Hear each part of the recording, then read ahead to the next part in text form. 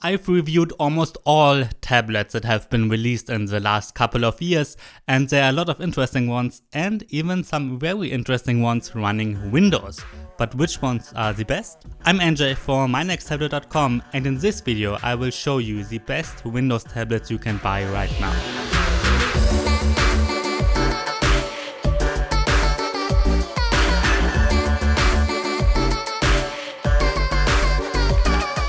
Again, I reviewed all of them, and you can find the links to the reviews in the description below and also further information down there. So let's start with the best Windows tablets. And the first one is without any questions the Microsoft Surface Pro 6.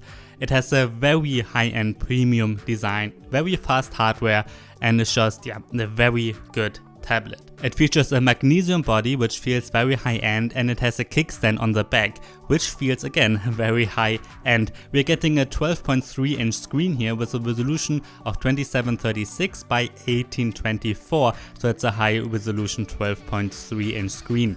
Depending on the version, you can get it with an Intel Core i5 or Core i7 8th generation processor, so that are quad-core chips now. And together with that, you can get 8GB or 16GB of RAM and an up to 1TB SSD. The Microsoft Surface Pro 6 gets really interesting when you get the accessories, which sadly you have to buy extra and are quite pricey.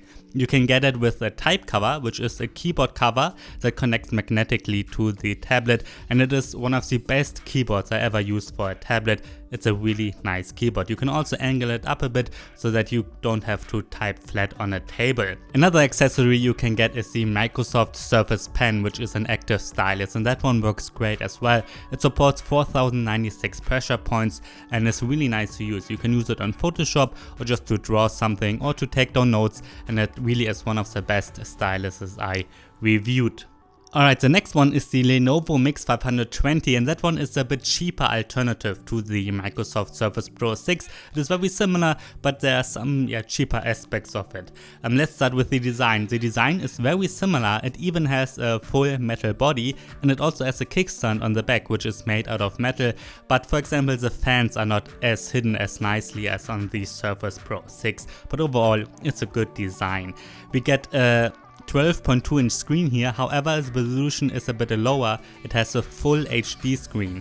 I mean, the full HD is totally fine, but it's lower than the Microsoft Surface Pro 6 screen. We also get a kickstand, I already mentioned that, and you can get it with an Intel Core i5 or Core i7 8th generation processor, and those are the versions I can recommend. There's also a Core i3 7th generation chipset.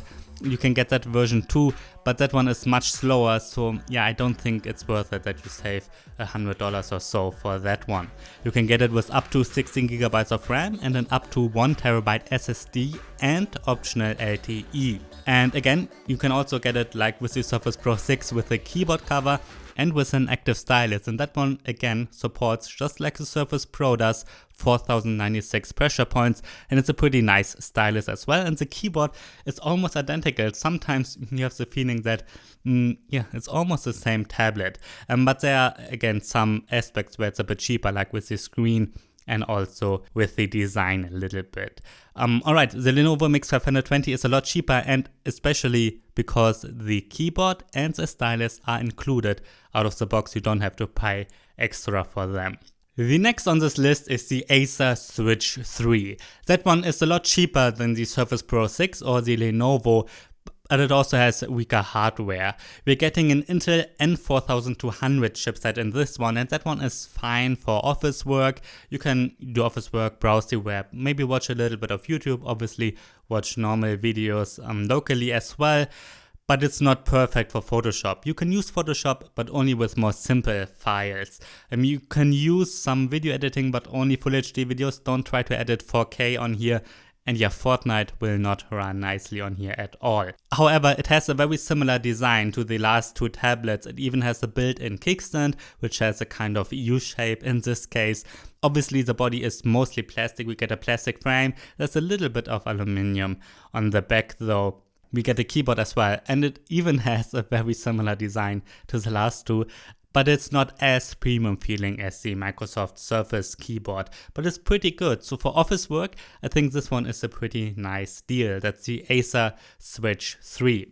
Alright, let's go to the 10-inch Windows tablets, and the leader here obviously is the Microsoft Surface Go. It's a smaller version of the Microsoft Surface Pro 6. It's a bit cheaper, it's a bit weaker, but it's as premium feeling. We get a very high-end design here. It has almost the same magnesium body, except it's a bit smaller obviously. We even get a kickstand on the back, and that one works very nicely as well. However, the 10-inch screen has a Full HD resolution only. Again, I think 10 inches and Full HD is totally fine. Inside runs an Intel Pentium Gold processor, which is capable of running Fortnite, but not very nicely.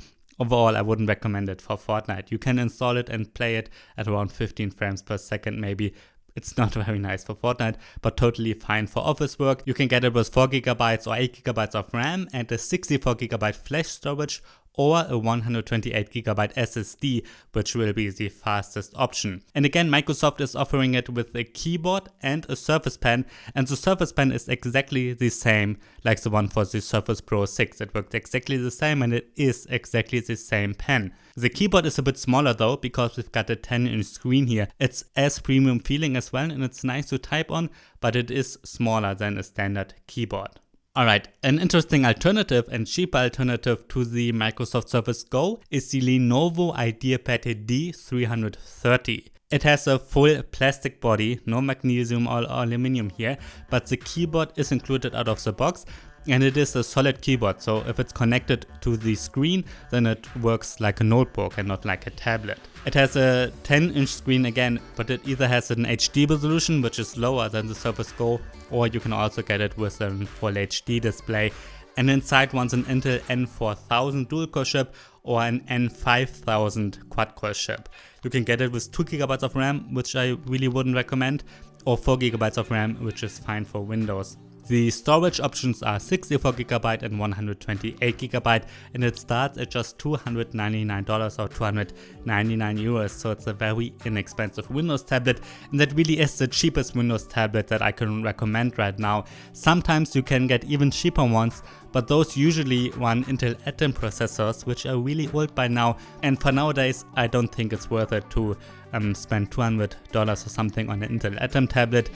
I would suggest to spend a little bit more to get at least the N4000 from the Lenovo IdeaPad. However, there's a little bonus at the end, and that is a China tablet, or in this case a China convertible. It's the Teclast F5. Again, you have to usually import it from China, which means you probably will not have any local warranties like you probably have with the Microsoft tablets and so on. So that's something you certainly have to keep in mind. However, when I reviewed it, I really enjoyed using it. It's 11.6 inches, but it has a very handy design, and it feels nice to use. The keyboard feels especially nice to use for its size. There's an 11.6 inch Full HD screen, which again I think it's fine on 11.6 inches, and we get an Intel N4100 quad-core chip with 8GB of RAM and 128GB of SSD storage, so that's very nice, and you can even expand the SSD if you like. Its only main downside is the battery life, and that's the main reason why I don't want to include it in the main list here. It's only like a little bonus at the end, because the battery life is pretty weak. That's kind of disappointing. However, you can charge it over USB-C, which certainly is a plus. It costs around $350 depending on the deals you're getting. Alright, these are the best Windows tablets that I can recommend right now. It's the beginning of 2019, and so far in the last couple of trade shows there haven't been any Windows tablets released that could be on this list potentially in the future. There are some ARM tablets out there that are not really good according to what I read. I wouldn't invest into Windows on ARM, just not yet. And I think it will be up to date for at least half a year, and just check the description below. Whenever you watch this, there I've got a link to the written version of this, and the written version will always be updated with every new Windows tablet that I review, if that Windows tablet is worth it to be on the list of the best Windows tablets. I hope you liked this video. I'm Andrzej from mynexttablet.com. Thanks for watching.